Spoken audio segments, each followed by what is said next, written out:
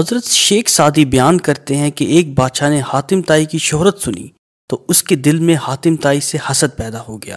اس نے سوچا کہ جب تک حاتم طائی زندہ ہے مجھے عزت اور شہرت نہیں مل سکتی، خواہ میں کتنا ہی بھلائی کے کام کیوں نہ کروں، لوگ تو حاتم طائی ہی کی تعریف کرتے رہیں گے۔ بادشاہ نے ایک چالاکی اور لڑائی داؤ پیچ والے شخص کو طلب کیا اور اسے حکم دیا کہ وہ حاتم کا سر کاٹ کر اس کے پاس لے آئے۔ کرائے کا یہ قاتل اپنے ترکش کو تیروں سے بھر کر اور تلوار تیز کرنے کے بعد اس جگہ پہنچا جہاں حاتم طائی رہتا تھا۔ کرائے کے اس قاتل کی ملاقات وہاں ایک بہت ہی خوش اخلاق شخص سے ہوئی۔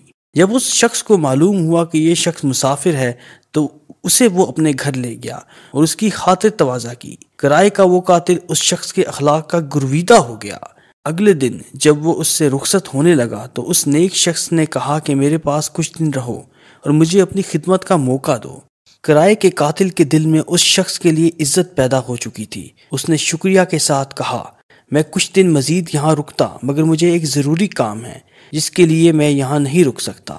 اس نیک شخص نے پوچھا اگر تم مجھے بتانا گوارا کرو کہ تم کون سا ضروری کام کرنا چاہتے ہو تو ممکن ہے کہ میں تمہاری کچھ مدد کر سکوں۔ کرائے کے قاتل نے نہایت رازداری سے کہا مجھے میرے بادشاہ نے حاتم طائی کا سر لانے کو کہا ہے، میں حاتم طائی کا سر کاٹ کر بادشاہ کی خدمت میں پیش کرنا چاہتا ہوں۔ اگر تم میری مدد کرو تو مجھے بتاؤ کہ حاتم طائی کہاں ملے گا۔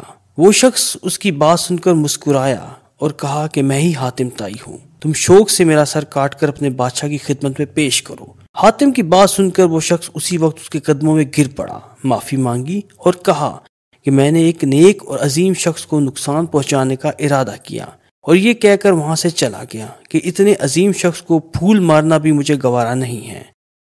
جب وہ شخص بادشاہ کے دربار میں پہنچا تو بادشاہ نے اس کی سرزنش کی۔ پھر جب اس شخص نے حاتم طائی کی نیکی اور اس کے احسان کا ذکر کیا تو بادشاہ کے دل سے حسد اور بغض جاتا رہا، اور بادشاہ نے سب درباریوں کو مخاطب ہو کر کہا کہ واقعی حاتم طائی عظیم الشان سردار سخاوت میں اعلیٰ درجے ہے، تا قیامت اس کی سخاوت کے چرچے ہوتے رہیں گے، واقعی اصل تعریف کا حقدار ہے۔ بادشاہ کی یہ بات سن کر سب درباری بھی حاتم طائی کی سخاوت اور اخلاق سے بے حد متاثر ہوئے۔ زندگی میں حاسدین کی موجودگی اور ان کے برے ارادوں کو جھٹلایا نہیں جا سکتا، لیکن اس مختصر قصے سے ہمیں یہ سبق حاصل ہوتا ہے کہ چاہے حاسد کا حسد کتنا ہی طاقتور کیوں نہ ہو، اچھے اور نیک سلوک کے سامنے وہ بھی ہار ہی جاتا ہے، اور اگر انسان کی نیت صاف اور ارادہ نیک ہو تو اللہ اپنے نیک بندوں کو ان کے دشمنوں کی نظروں میں بھی عزت اور مرتبہ عطا فرماتا ہے۔ دعا ہے کہ اللہ ہمیں حاسدین کے شر سے محفوظ رکھے اور ہم سب کو اعلیٰ اخلاق والا بنائے، آمین۔